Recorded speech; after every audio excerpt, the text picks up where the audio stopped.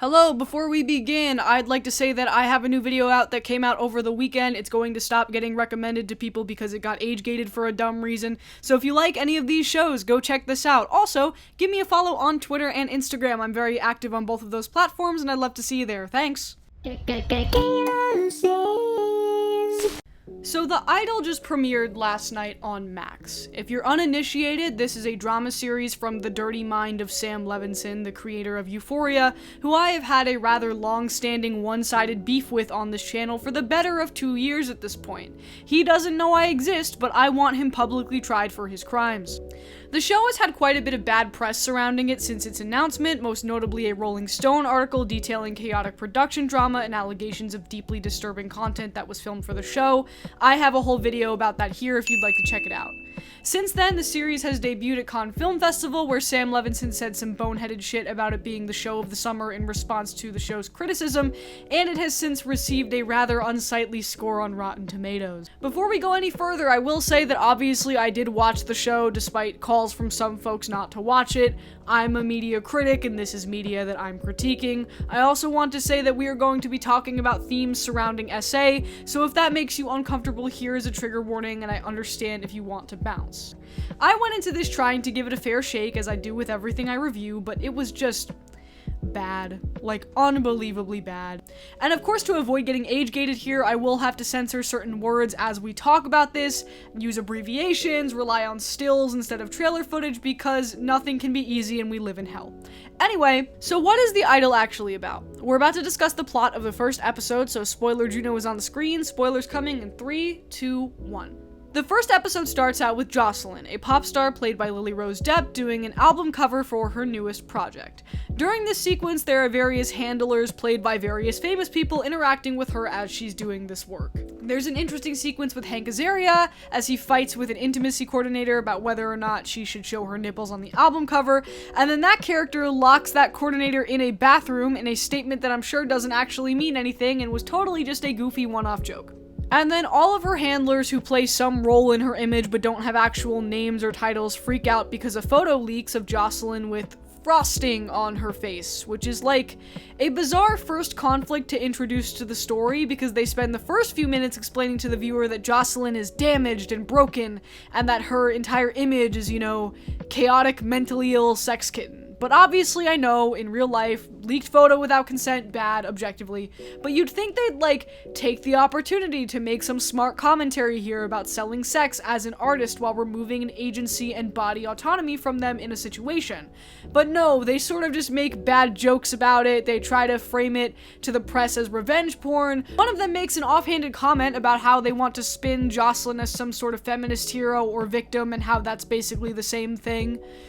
We don't have time to unpack all of that. Anyway, all of these handler characters are mean-spirited and nasty, and not in an interesting way.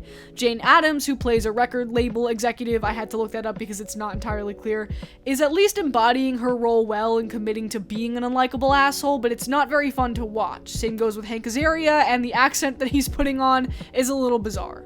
Eli Roth shows up after the picture leaks and he just dials it up to a 10 super quickly. He's just angry and yelling, but he does have the funniest line in the whole episode where he says the dancers look like the cast of Rent, and I giggled a little bit at that. Davina Joy Ralph supposedly plays Jocelyn's other manager, like she's the equivalent of Hank Azaria's role, and she doesn't have much to do, but her line delivery is kind of funny at least, and she looks good. Dan Levy plays her publicist, and he's trying to do something with this material. He's trying harder than everyone else, clearly. And I think his character actually comes out looking the worst, because he does this whole Britney comparison that's very on the nose, and we'll talk about the Britney inspiration a little later, but yeah, he comes off as a sleazeball like the rest of them for sure. And you can tell me that's on purpose, sure, whatever, but like I said, they're just the same variation of asshole, and none of them are interesting or fun to watch.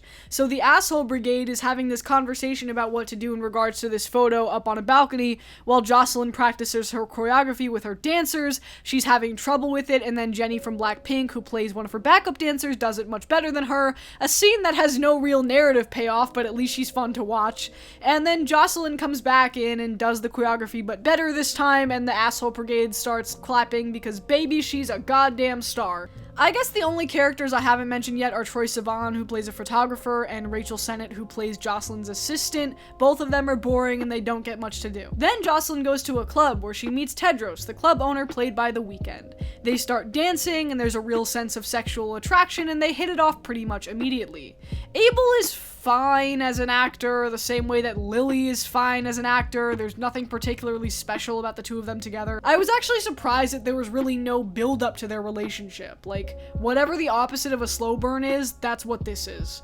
And then there's a random scene the next day where Jocelyn, I'm trying to be careful here, meditates while choking herself. And this is, I guess, supposed to be another one of those shock value things that tells us that she's into painful sex. And once again, Sam Levinson does not do subtlety well. This scene could have been cut from the plot entirely and nothing would have changed. Okay, after this, Jocelyn and her assistant, whose name I forget, have the closest thing I can think of to a real actual scene with some narrative substance.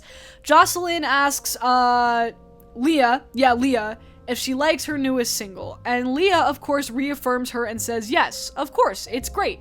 But Jocelyn wonders if that's enough, if her music is substantive enough, if the world is just going to wait for her to fail, and that's an interesting internal monologue to have for sure. I like the idea of it, but where do they go from here? Well, in the next scene, Jocelyn invites Tedros over, and this is somehow the most ridiculous situation in the whole episode. Tedros sits downstairs after Leah lets him in, pouring himself some alcohol and practicing his greeting to Jocelyn in the mirror. This is intercut with Jocelyn getting ready upstairs in her little lingerie robe, but it cuts back and forth between them so many times, it's absurd. My boyfriend and I were watching this, and we were just looking at each other like, so is the scene gonna happen? Is it actually gonna happen, or are they just going to be doing this the rest of the episode? Them checking themselves out in the mirror while some sexy music plays. Like, it was so stupid. They do finally meet for drinks downstairs. They have a brief conversation about the new single and Jocelyn's insecurities about it, and then Jocelyn decides to play it for him because she thinks he'll tell her the truth. She plays the song, and he says something to the effect of, "The way you sing makes me think you don't know how to fuck." Then he erotically asphyxiates her, uses a pocket knife to cut a hole in the fabric, and tells her to sing, and then the episode ends. So on the surface, I can very easily point to this last scene and the meditation scene being inserts for some of Sam Levinson's fetishes, something that he has very much been known to do in past projects, but that's too easy. I want to go beyond this and really try to challenge the writing here and the ideology of these two characters, and ultimately why I think this whole show is not going to work. Jocelyn is very clearly vulnerable. Her life is managed by these handlers who clearly don't have her best interest in mind. They want to make money, and she is the thing that makes them money. But watching her go through the moments of this orchestrated comeback moment with the photo shoot and the choreography very much feels like she's a lifeless puppet being dragged around while she deals with some inner troubles.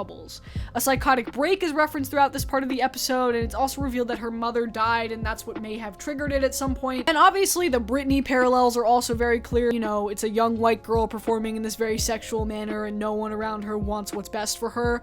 Tedros could also very well be a parallel to Sam Lefty, a mysterious former associate of Britney who used to hang around her and influence her behavior. This seems like the road that the show is going to go down, but the thing about Britney is that in real life, she got out. After years of abuse and subjugation in her conservatorship, working until she was exhausted, being hounded by the paparazzi, she was able to take her agency back, share her story, and live her life. And I don't think Jocelyn is ever going to be able to reclaim that same agency, even though they clearly want the Britney parallel to be there. Especially because we know that the show was originally about Jocelyn and her perspective, and that Abel disagreed with the creative choice because he thought it was too much of a female point of view, which is how Levinson got brought onto the project in the first place.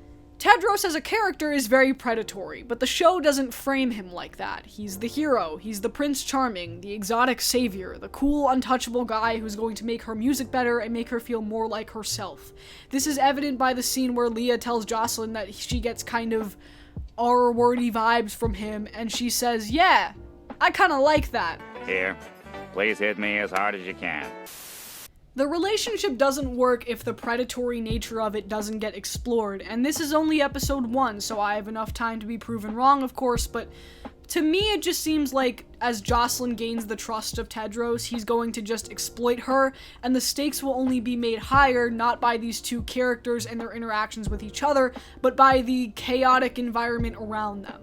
There's no levels to anything. I don't think Jocelyn is ever going to put her foot down and say no to any of what Tedros wants to do, and honestly, what we've seen of their relationship so far is quite frankly unsexy. There's no level of thirst or desire or wanting or intrigue. They're together because the script says they're together. One of them has all the power and the other doesn't have any, and if you don't want to engage with that as the conflict of the story, then the only other thing to do is to ramp up what they actually do with one another, which is the sex. Which is perfect for Sam Levinson because that gives him the opportunity to insert more shock value sex fantasies into every episode without ever having to engage with any of the power dynamics in the material, because that's what could have made this show somewhat interesting, and it's what it was originally about. But it's so devoid of substance, it's all flash and no intrigue, it's Euphoria without any of the stuff that makes Euphoria kind of tolerable. I would like to once again remind you also that we came off of Succession and Barry, and now we're stuck with this trash for a couple of weeks, which is possibly the biggest L that Max has ever taken. Good God. If it isn't obvious to you, I watch this for the express purpose of hate watching. I'm delivering the information about it to you so that you don't have to go through the displeasure of hate watching it as well. And maybe I'll check out the second episode just to see if some of my predictions here are right, but it's not exactly a show I'm looking forward to watching every Sunday. And I think the numbers will ultimately reflect that too. They'll probably get a big boom in viewers for the first episode, and then it'll slowly drop off. Maybe I'll be proven wrong though, who knows. Thanks for watching. Remember that breakfast is the most important meal of the day, and that this man should be put on a government watch list. Bye!